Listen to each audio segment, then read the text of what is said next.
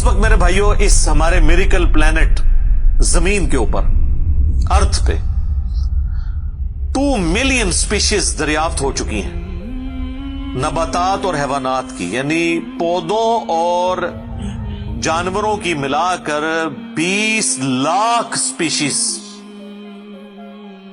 यानी 20 लाख टोटल मखलूक की तादाद नहीं है। उन स्पीशीज में से सिर्फ इंसान एक स्पीशीज है, और इंसान ही 7 अरब के करीब तो है दुनिया में।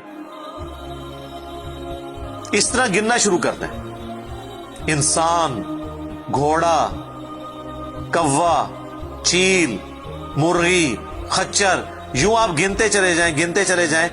इंसान के अलावा जितने भी इस रुए अर्ज पे आबाद हैं चीजें, चाहे वो जानवरों में से हो, चाहे वो नबातात पौधों में से हो, तो इनकी स्पीशीज 20 लाख हैं, और ये अभी वो हैं जो दरियाफ्त हुई हैं। और साइंटिस्ट हमें बताते हैं कि 1 स्क्वायर इंच भी इस जमीन का ऐसा नहीं जहां पे कोई लिविंग थिंग ना हो। 1 स्क्वायर इंच यानी इंच बाय इंच का जो डब्बा है ना, इतनी जगह भी ऐसी नहीं है जो खाली हो किसी जिंदा मखलूक से। आप ये कहेंगे हवा में कुछ नहीं नजर आ रहा, जनाब ना नजर आने वाली मखलूक है जो खुर्दबीन से आपको नजर आ जाती है। इवन खुर्दबीन के जरिए अगर हम अपने जिस्म पे देखें ना, तो ये बैक्टीरियाज ही बैक्टीरिया नजर आएंगे जो हमारे जिस्म से खुराक हासिल कर रहे हैं, लेकिन अभी देखने में तो नहीं वो नजर आते, बहुत छोटे हैं। 1 स्क्वायर इंच भी ऐसा नहीं है जहां कोई लिविंग थिंग ना हो। तो स्पीशीज की तादाद फिर एक स्पीशीज की किस लेवल तक होगी? सिर्फ इंसेक्ट्स, कीड़े मकोड़े जमीन पे इतने हैं कि जमीन पे बसने वाले हर इंसान को अगर 20 करोड़ कीड़े दे दिए जाएं, यहां 100+ लोग बैठे हुए हैं, आप में से हर एक को मैं कहूं कि 20 करोड़ आपके 20 यानी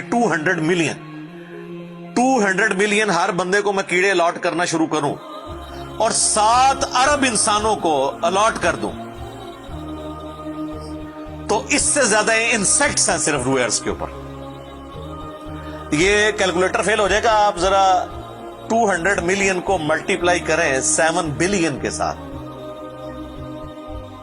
1 बिलियन जो है ना, वो इतना बड़ा फिगर है कि अगर कोई शख्स 24 घंटे गिनती गिनता रहे, 25 से 30 साल चाहिए 1 अरब गिनती गिनने के लिए। जाहिर है दिन रात में 86,400 सेकंड है, हर सेकंड में भी एक दफा गिने तब भी आप 1 लाख तो पूरा नहीं करेंगे, और बाकी काम भी बीच में करने हैं, वो सब कुछ भी छोड़ दें तब भी आपको इतना टाइम चाहिए। रोजाना 1 लाख दफा भी गिनती आप गिन लें तो कई साल चाहिए 1 अरब पूरा करने के लिए। तो ये 7 अरब इंसान, और हर इंसान को 20 करोड़ 200 मिलियन कीड़े, आप जरा ये कैलकुलेट करें। और ये तो इनकी तादाद है, अभी तो हम ये डिस्कस ही नहीं कर रहे मेरे भाई कि एक स्पीशीज के अंदर अल्लाह ताला ने जो क्वालिटीज रखी हुई है वो क्या है। मैं अक्सर मिसाल देता हूं ड्रैगन फ्लाई की, इंसान को तो छोड़ दें, बहुत कॉम्प्लेक्स है। ये जो हेलीकॉप्टर हम जिसे कहते हैं, एक छोटा सा आप समझ लें कीड़ा है हवा में उड़ने वाला, उसके एक ढेले के अंदर 25,000 आंखें हैं, और आप देख लें वो जिस अंडे से निकलता है ना, वो बाल पॉइंट के नुक्ते जितना अंडा है। जमीन और आसमान की मखलूकात मिलके कोई अंडा ऐसा नहीं बना सकती जिसमें से ड्रैगन फ्लाई निकल आए। मुर्गियां जो अंडे देती हैं, कबूतर जो अंडे देते हैं, उनमें से उनके चूजे निकलना वो तो अनइमेजिनेबल है, वो तो कुछ सोच नहीं सकता। जमीन और आसमान की सारी मखलूकात मिलके एक बीज ऐसा नहीं बना सकती जिसको जमीन में बोया जाए और वो 6 अरब गुना बड़ा दरख्त बन जाए। तो जो काम करने से नहीं हो सकता वो खुद ब खुद कैसे हो सकता है? और इस क्रिएशन का क्लाइमेक्स इंसान है। इंसान पे ही बात की जाए ना तो 1 घंटा चाहिए इंसान को, जो अल्लाह ने क्वालिटीज दी हैं जिसका उसे खुद भी नहीं पता। अच्छा मुझे बताएं, जिन क्वालिटीज का हमें खुद ही नहीं पता कि हैं हमारे अंदर, तो कितना कोई बेवकूफ होगा कि वो कहे कि ये क्वालिटीज मैंने खुद अपने अंदर रख ली हैं या मेरे माँ बाप ने रखी है। हमारे तो माँ बाप को भी नहीं पता उन चीजों का, आज जो हमें साइंस बता रही है। 1 लाख दफा रोजाना हमारा दिल धड़कता है, 1 लाख दफा, बगैर किसी पंप के, बगैर किसी एक्सटर्नल फ्यूल के।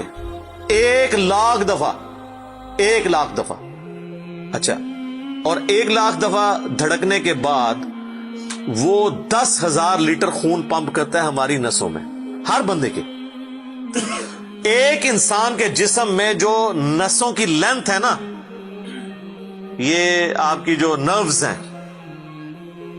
خون کی نالیاں، اس کی لینتھ اتنی زیادہ ہے کہ ایک بندے کی اگر صرف نسیں جوڑی جائیں تو زمین کے 2.5 چکر لگ سکتے ہیں. 40,000 کلومیٹر زمین کا سرکمفرنس ہے، 1,00,000 کلومیٹر 2.5 چکر زمین کے لگ سکتے ہیں. ان ساری نسوں میں خون کا پہنچنا اور وہ خون اپنے اندر آکسیجن لے کر جائے، ایک ایک خلیے تک پہنچنا، اور خلیے کی تعداد سینکڑوں میں، ہزاروں میں، لاکھوں میں، کروڑوں میں، اربوں میں نہیں ہے. 100 ٹریلین سیلز ہر انسان کے اندر موجود ہیں. 1 ٹریلین 1000 ارب کے برابر ہے، 1000 بلین کے برابر. اور 1 ارب میں نے آپ کو بتا دیا کتنا بڑا ہے. تو 100,000 ارب ہر بندے کے جسم میں خلیے ہیں.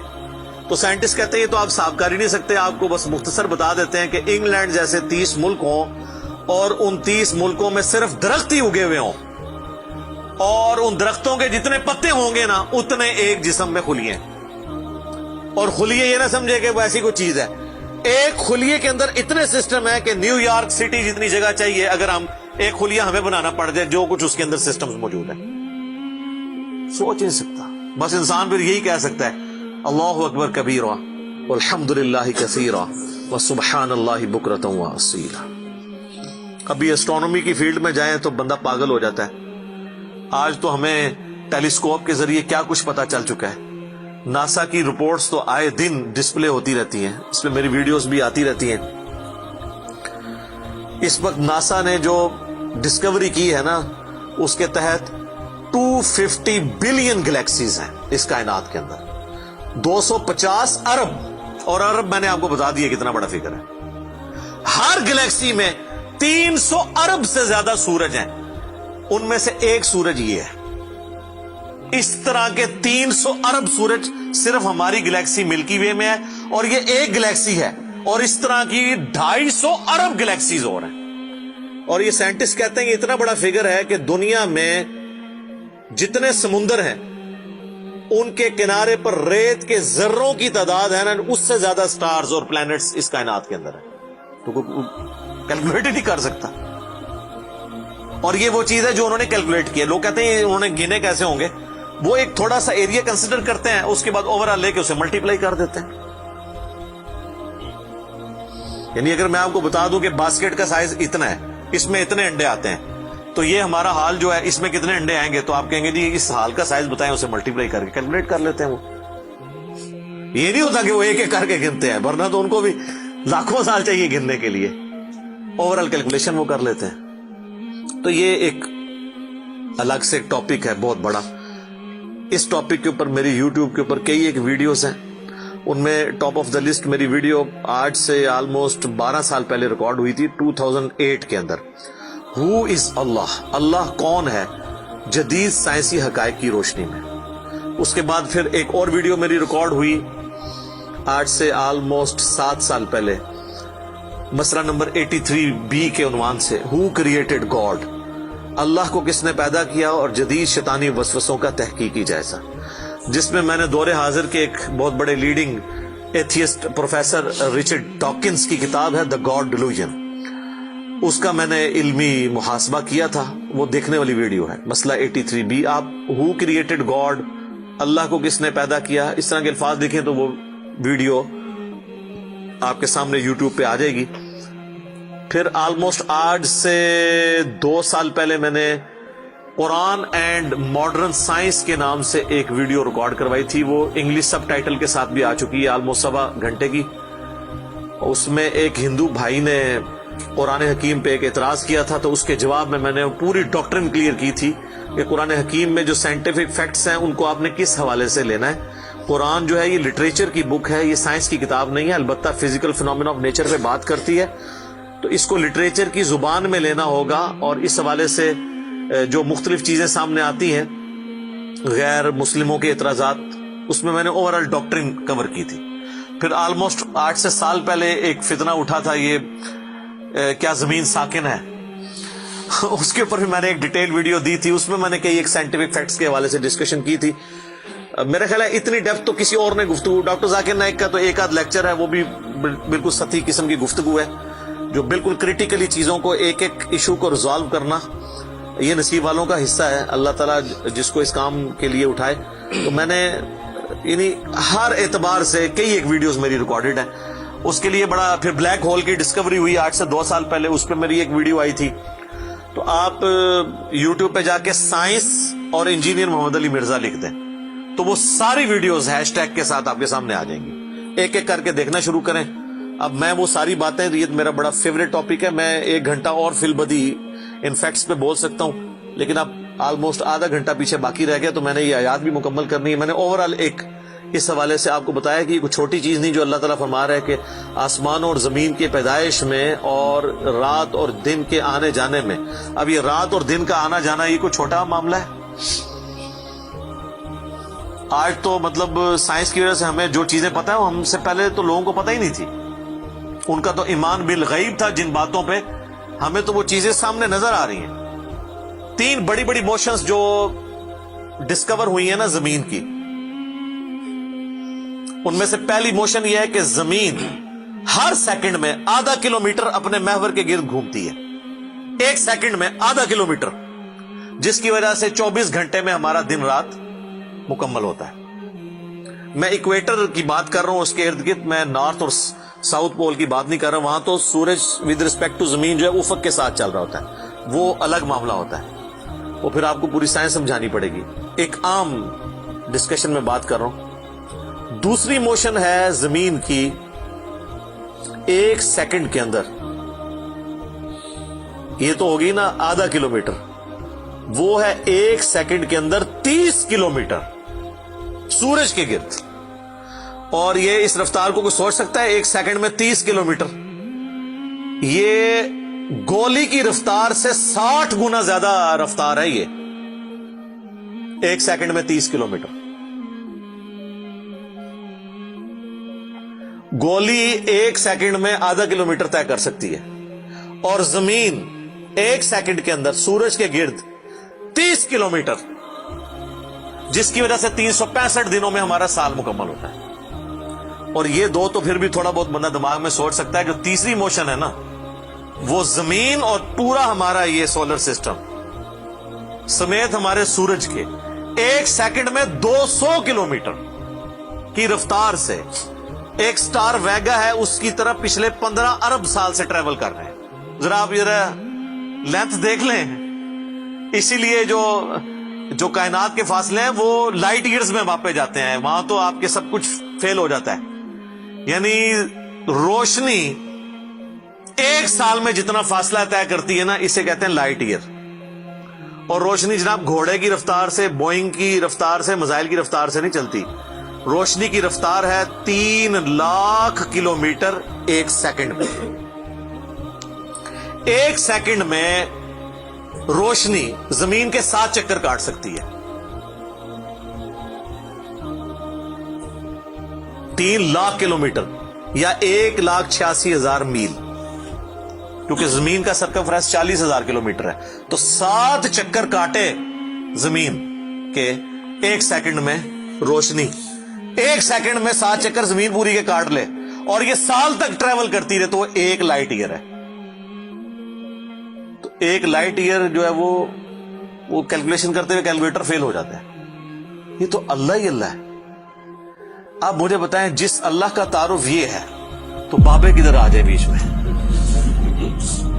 بابوں کو تو یہ جب ہم باتیں بتائیں نا تو وہ ہماری ویڈیوز دیکھ کے بیان بھی نہیں کر سکتے. تو کہتے ہیں جی وہ بابے کہتے ہیں منو غصہ ہے، میں آسمان زمین تے سٹ دیا. نہ تو آسمان دے سائز دا پتا نہ زمین دا، کہانیاں تو بنا پھر پتہ ہی کسی چیز کا نہیں.